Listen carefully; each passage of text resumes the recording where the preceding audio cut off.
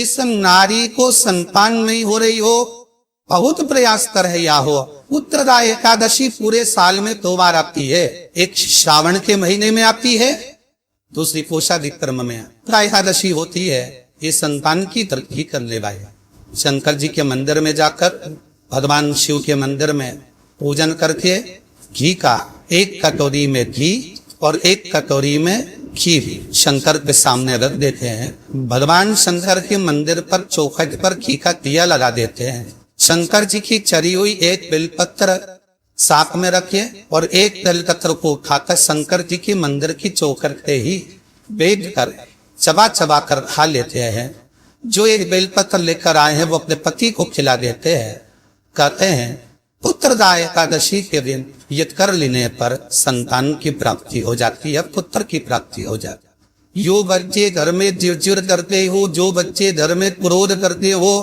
और चिड़ गुस्सा करें, अवधूत जैसे अगर लगे तो 1 आटे का दिया बनाइए, उसमें सरसों का तेल डाल लीजिए, 4 बत्ती लगाइए और शंकर जी के मंदिर की चौखट के बीचों बीच उसको जलाकर आ जाइए। अपना नाम और गोत्र बोलकर, जो ज्यादा चिड़चिड़ करता हो, क्रोध करता हो, गुस्सा करता हो, उसका घर में एकदम शांति हो जाती है, उसमें धीरजता आ जाती है, उसमें प्रेम बढ़ जाता है। भगवान अवधूत का नाम लेकर, अवधूतेश्वर का नाम लेकर जो व्यक्ति बहुत चिड़चिड़ करे उसके नाम का वो दिया भगवान शंकर की चौखट पर लगा है। महापुराण की कथा कहती है, आप अगर विश्वास रखे हो सफेद आकरे की जड़, जिस नारी का संतान नहीं हो, गर्भ नहीं ठेरा हो, सफेद आकरे की जड़, जिस देव अधिदेव महादेव की कथा जिस तुम्बरुका जी ने श्रवण कराई है, शंकर भगवान जिनके सामने बैठकर शिव पुराण की कथा सुन रहे हैं, उन तुमरुका जी का नाम लेकर शिवलिंग पे से 21 बार घुमाकर मंदिर में ही कमर पर जो बांध लेता है और 1 पीपल का पत्ता अवधूतेश्वर महादेव का नाम लेकर शंकर पर चढ़ाकर उसको गाय के दूध में उकाल कर रात्रि को दोनों पति पत्नी अगर पीकर सोते हैं, 3 महीने में भगवान भोलेनाथ उसकी गोद भर देते हैं। ये शिव कहना चाहूंगा, अगर घर में बच्चे चिड़चिड़े हो, क्रोध कर रहे हो, घर में बच्चे कहने पर नहीं चल रहे हो, कहीं ना कहीं तुमको ऐसा लग रहा है कि हमारे घर के बच्चे गलत संगत में जा रहे हैं, पढ़ाई में मन नहीं लग रहा, विद्याध्ययन में मन नहीं लग रहा, कहीं ही सत्कर्म की ओर इनका मन नहीं लग रहा, तो मेरा निवेदन रहेगा कि कभी अगर मौका मिल जाए तो चंदन घिसकर, लाल चंदन को घिसकर बेलपत्री के वृक्ष पर त्रिकुंड लगाइए और बेलपत्री के वृक्ष का वही त्रिकुंड लगी हुई उंगली भगवान देवाधिदेव महादेव के मंदिर में जाकर शंकर जी पर त्रिकुंड लगाइए और लगाने के बाद वही त्रिकुंड की उंगली घर पर जहां बच्चा जिस कक्ष में पढ़ाई करता हो या जहां सोता हो, उस 3 उंगली को उस घर के किसी भी टेबल, अलमारी, किसी भी स्थान पर ले जाकर लगा दीजिए। शिव जी का एक नाम का स्मरण करवाया, शंकर जी का एक नाम स्मरण करना है जिसका नाम है अवधूतेश्वर। क्या नाम है शिव जी का नाम? अवधूतेश्वर। जब कभी ऐसा लगे जीवन में कि मैं बहुत दुखी हूँ और कष्टमय जीवन चल रहा और कोई समस्या का हल ही नहीं मिल रहा, बहुत दिन हो गए जूझ रही हूं मैं इन समस्याओं से, तो बेलपत्री ही जड़ के अंतर्गत, जो बेलपत्री का बड़ा वृक्ष हो उसकी जो जड़ हो, उस जड़ पर लाल चंदन घिसकर या लाल चंदन से कटोरी में घिसकर लेकर जाए। शिव जी पर लाल चंदन से पूजन करने के बाद में उसी चंदन को लेकर आकर बेलपत्री की जड़ के अंतर्गत ओम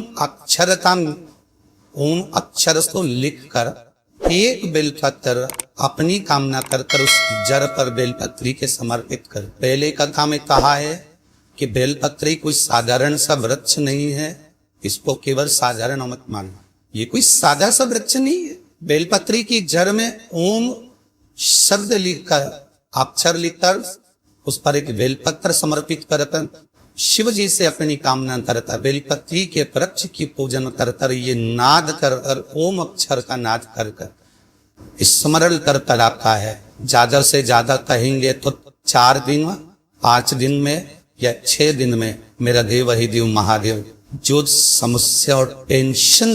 जिंदगी में चल रहा होता है उससे थोड़ा बहुत तो निजात मेरा देव दीदी महादेव उसी समय करना प्रारंभ कर देगा। जब किसी विशेष परिस्थिति में फंस जाओ, जब आपको लगे कि ऐसी विषम परिस्थिति में हम फंसे हुए हैं, भगवान कोई रास्ता निकालिए, तो एक काम करना, 5 बेलपत्र ले। अगर कोई विषम परिस्थिति में फंसे हो, निर्णय नहीं मिल रहा, मंजिल तक नहीं पहुंच पा रहा और ऐसा लग रहा है कि हारा ये कार्य होना चाहिए, और किस निर्णय पर जाओ, ये वाली जॉब करो, ये वाली जॉब करो, ये वाला मकान खरीदो, ये वाला खरीदो, बेटी को पढ़ने भेजो ना भेजो, बेटे को वहां भेजो ना भेजो, बेटे का संबंध याद करो ना करो, बेटी का संबंध वहां करो यहाँ करो। जब कहीं विषम परिस्थिति में फंस जाओ, कोई निर्णय नहीं निकल रहा हो, कोई निर्णय तक आप नहीं पहुंच पा रहे हो, तो 5 बेलपत्री और 5 बेलपत्री की जो नीचे की जो दूध होती है, यहाँ का जो भाग होता है, जो डंडी होती है, इस डंडी पर इत्र लगाओ। 5 डंडी पर, जितनी भी 5 बेलपत्री की 5 डंडी पर इत्र लगाकर के एक बेलपत्री के वृक्ष के नीचे भगवान शंकर की पंचायत का नाम लेकर गणेश, विष्णु, शिव, दुर्गा, सूर्य, इनका स्मरण करकर अपना हाथ उस बेलपत्र पर लगकर भगवान से प्रार्थना करो कि अब मेरा निर्णय आपको सौंप दिया गया है, आपको जो निर्णय करना है 24 घंटे के अंदर मेरे हृदय से वो निर्णय आप करा देना और सत्य मार्ग पर पहुंचा देना। परिवार में निर्णय नहीं हो पा रहा हो, कोई विषम परिस्थिति में फंस गए हो, निर्णय होना जरूरी है। शिव की पंचायत में दे एक बहुत सुंदर बात कहेंगे कि शिव पंचायत के अंतर्गत अगर शरीर में रोग भारी हो गया, बहुत तकलीफ है, शरीर में कष्ट है, बड़ा भारी रोग हो गया है, बहुत तकलीफ में अगर शरीर चल रहा है, तो निवेदन करूंगा आप प्रयास करिए ला अभिहीन गुलाल अति बदर में अभी गुलाल। शिव जी पर अभिषेक जब शंकर भगवान का होता है, शिव जी का जब अभिषेक होता है, तो जो कर्मकांडी ब्राह्मण होते हैं, विद्वज्जन ब्राह्मण होते हैं, वो आपसे कहते अबीर चलाइए, गुलाल चढ़ाइए। तब शिव जी पर अबीर चढ़ाने के बाद 5 लोटा जल, 5 कलश जल के भर भर कर शंकर को चढ़ाना प्रारंभ कर दीजिए। 5 बार जब जल चढ़ाए, उसके पहले जब अबीर चढ़ाएंगे, पहले अबीर चढ़ना है। अबीर जब चढ़ा दे, चढ़ाते समय आप अपनी बीमारी, अपने कष्ट को शंकर जी को कहें अबीर चढ़ाते समय, और उसके बाद में 5 लोटा जल समर्पित करें। 5 लोटा जल शिव जी को समर्पित कर, जब भगवान शंकर को 5 लोटा जल समर्पित करें, ज्यादा से ज्यादा 15 दिन, 8-10 दिन, 15 दिन आप जल चढ़ाएंगे। जितना शरीर में रोग होगा, कष्ट होगा, बीमारी होगी, उसमें आराम मिलना प्रारंभ हो जाएगा। मात्र 15 दिन कर दे। पर शिव पंचायत के 5 देवों का स्मरण होना चाहिए। पहला बोलते जा ले लिए धरे जी, दूसरा भगवान विष्णु, तीसरा भगवान शंकर, चौथा मातु दादा, और 5वां सूर्य नारायण। श्री शिवाय नमस्तुभ्यम, सब बोलिए एक बार जमकर, श्री शिवाय नमस्तुभ्यम। टेक्निकल जरूर कर रहा, कैसी और वजह हमारा झूठ तो नहीं बोल रहा। शास्त्रों की बातें हमारे जीवन में हमें सुख प्रदान करें, इसलिए इस भाव का आनंद करते हुए आज की तरह हम वो विराम देते हैं।